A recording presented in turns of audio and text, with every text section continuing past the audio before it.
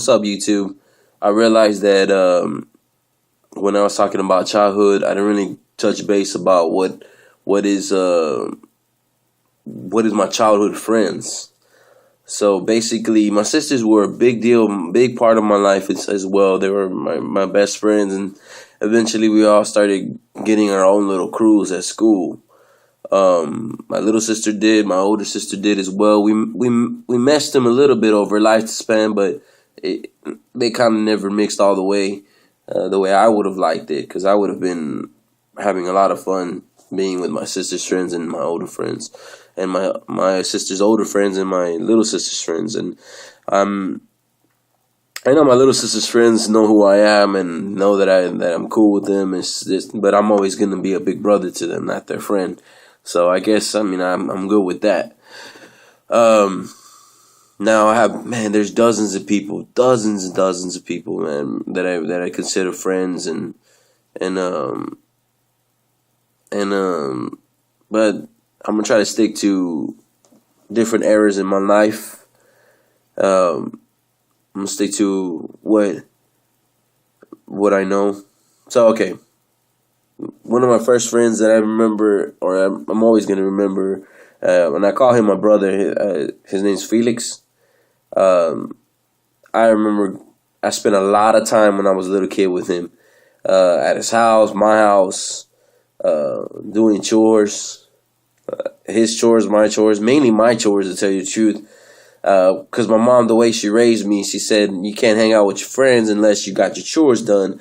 And Felix was one of the ones that wasn't scared to help me out. That helped me rake the leaves, helped me cut the yard, helped me clean my room if I needed to. He didn't clean my room very often, but the raking the leaves and cutting the yard was an everyday thing. Basically, he had to do that if he wanted to chill with me, and that showed her that he was a true friend, that he was willing to help me out. And later on in life, which I'm gonna bring back Felix and stuff, because they play a big part of my life and the story that I'm telling about it. Um, I also had a couple. I also, obviously, I mentioned the Andrettos, and specifically Joe Andretto. He was, believe it or not, actually a friend of my older sister first, because they went to school together. I guess elementary, somewhere around there. And basically, he took me under his wing as his little brother and tried to teach me things about life, music, working out, playing games like basketball. Basically, he would try to. I always complain about how I wanted to lose weight, because I was always been a chubby little kid, and he would take me running. He'll get me on the bike, and like not just riding the bike. He would fucking tell me to go chase him, and he would go through the through the ditches. He'll go super fast down the block. Eventually, almost every time I tried to keep up with him on the bike, I would lose him. But he taught me to keep trying, and there's a way to do what I want to do. Um, and man, I kind of want to go back to Felix. Well, speaking of going back to Felix, is basically, man, there was all kinds of little games that we used to play. Definitely, there was the Nintendo games. But we used to play Nintendo. We used to play Sega. We used to play Super Mario Brothers.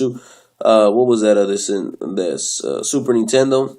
Until one time I decided I was gonna play by myself while Felix was busy, and then it just didn't. I don't know what the hell I did. I turned it on and then turned it off, and it never turned back on.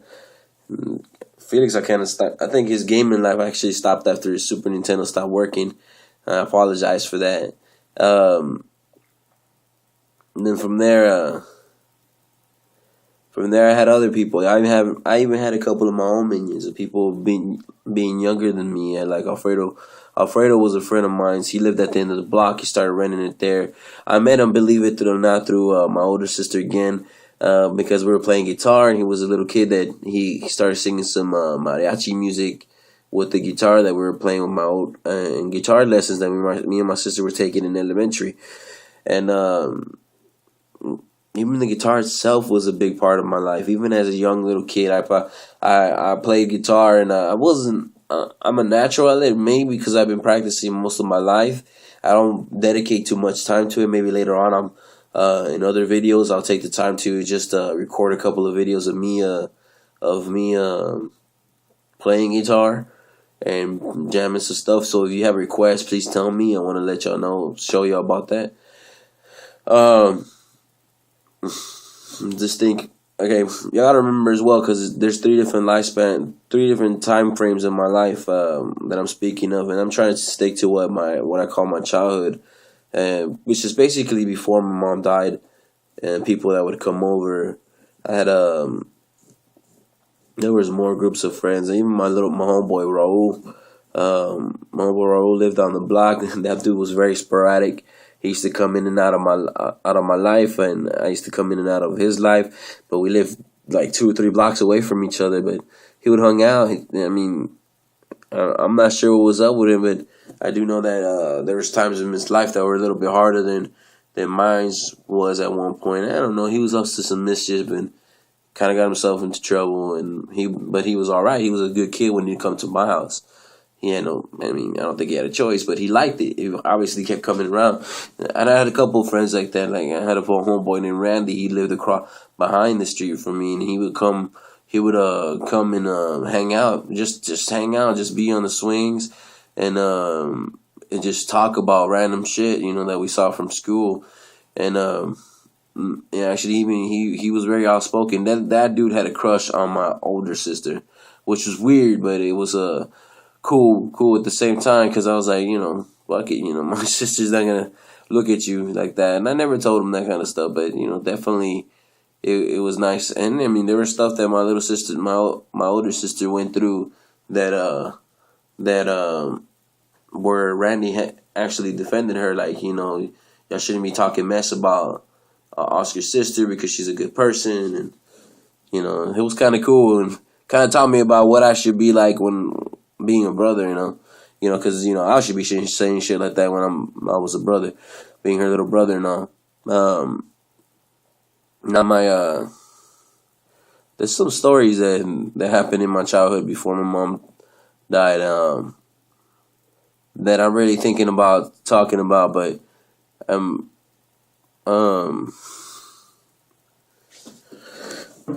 but I don't want to.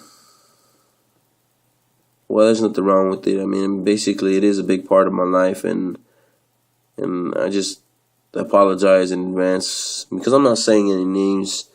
Try not to say my sister's names and nothing like that, so they're crew, so stuff won't come out to them, outside of YouTube. Now, a big part of my childhood as well was, and this is speaking before my mom died, is that my older sister. She had a boyfriend, and definitely wanted to hang out with him beyond school hours. And my mom didn't let her have a boyfriend at the time because she didn't trust her to make the right decisions about boys and stuff that they wanted. And she was right. Actually, my sister decided she wanted to sneak out at night, and she needed a partner in crime, someone to make sure that my mom didn't catch her, and that was me. She chose me to help her out. She said, "Let's go on an adventure." And as a little kid, man, that's all I wanted to do. And she told me it was an adventure, but it was a sucky adventure, man, because she would hang out with him in the middle of the night, even spend the night at his house because he lived down the block. And I'd be waiting at home because she didn't want me to go to sleep, just to make sure that she comes home before my mom would wake us up for school. And I went to her house. I would go to his house and knock on the window around 3 or 4 o'clock in the morning. And I'm like an elementary student kid, This is before even middle school. And I'll be standing out there in the middle of the night, walking back and forth, trying to get my sister to come back home, and she wouldn't want to sometimes. So eventually, twice we got caught, but there was once where we had a scare, and I'll never forget it because I stayed up the entire night. And my older sister, I was like, I thought my mom had caught us. I thought she left a symbol or something saying that she caught us, and I think it was probably God's way of trying to tell us to chill out. Something bad's about to happen if you don't if you don't stop. But my my I remember that I went over there and we came back to the house and we thought the door was locked. And my sister said, I'm not going back in there. She already knows we're there. You know what's going to happen. So she ran back to her boyfriend's house. And I stayed at the house trying to look for a way in, and it just turned out that the door was jammed. My mom wasn't hadn't caught us yet. And then it took me hours to convince her. It was like 6 o'clock in the morning when she came home. I remember the sun was already coming up, and I went to sleep. And I laid down, closed my eyes. My heart was racing because I thought my sister wasn't ever coming home again. And all of a sudden, I guess more time than I thought went by, and my mom woke up, and she looked so happy to see me. And I didn't realize that I was going to Astroworld the next day with my classmates on a Saturday, because of a field trip, believe it or not. And she was all excited for me, and I was like, as soon as I saw her, how can you be excited? And I was just still thinking about what happened the night before. And she's like, you ready to go to Astroworld? I was like, oh, hell yeah.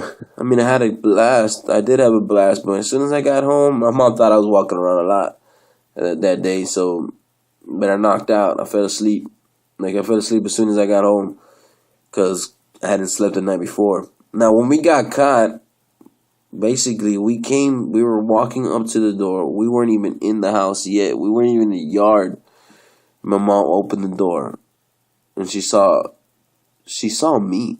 She didn't see my older sister. She didn't know what the hell I was doing outside. And I just ran. We ran because I knew it was going to be an ass whooping of the century. And I didn't want to take that. I was scared. Plus, we knew we were doing wrong. So we kept running. We ran back to his house. I don't know, for some stupid ass reason, my older sister said, hey, you wait out here outside. And we ran back to her boyfriend's house, actually. Yeah, I didn't mention that. She said, wait out here. And I'll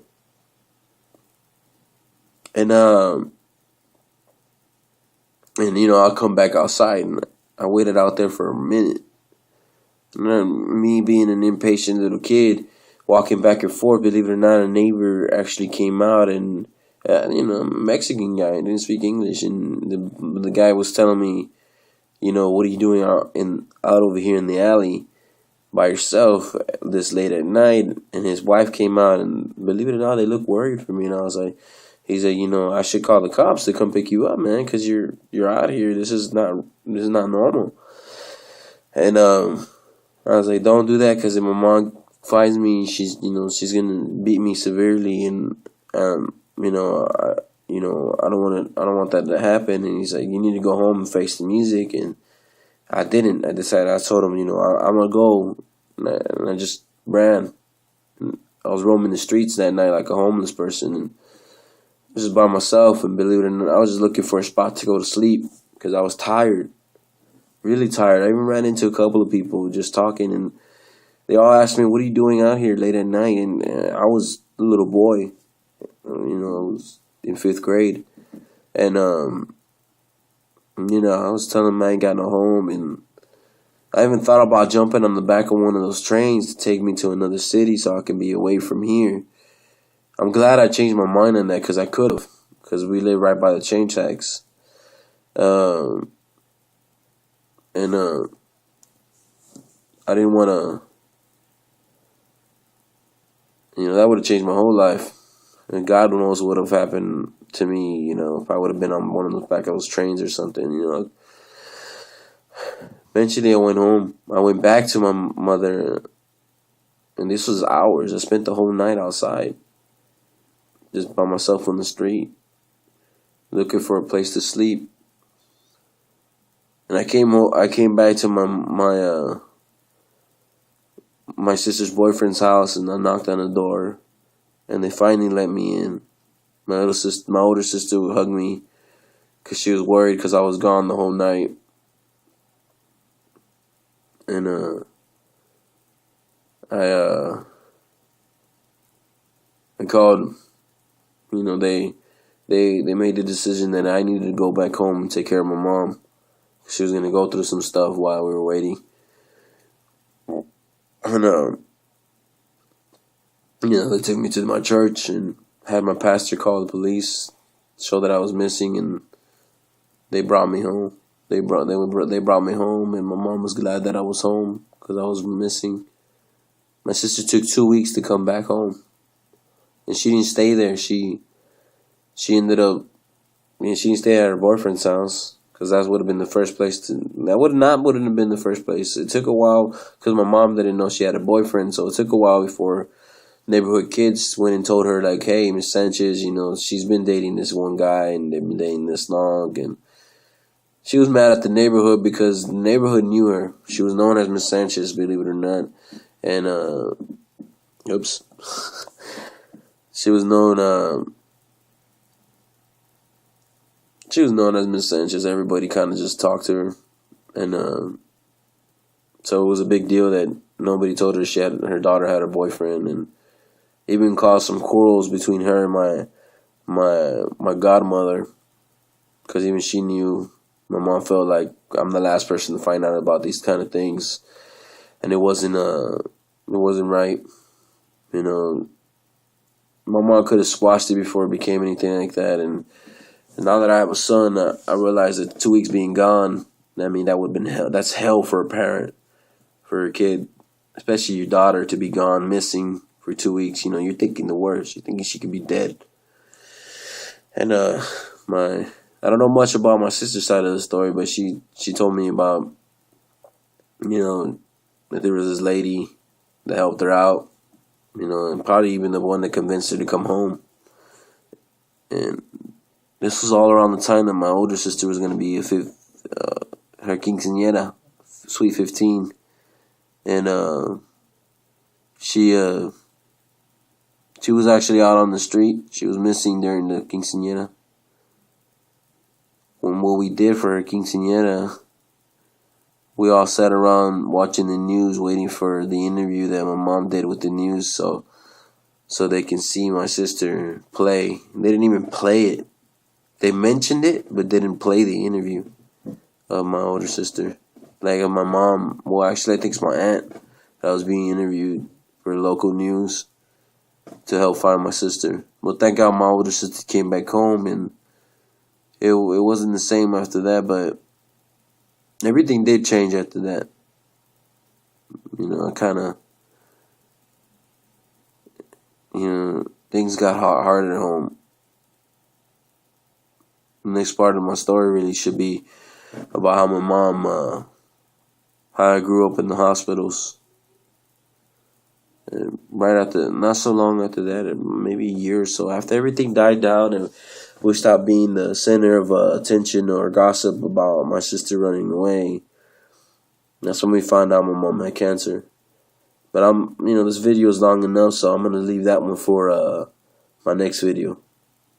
So, if you have any comments, please leave a comment, share. You have any questions about it, definitely send me a message and I'll answer your questions one-on-one. And hit the like button if you like it. Thank you.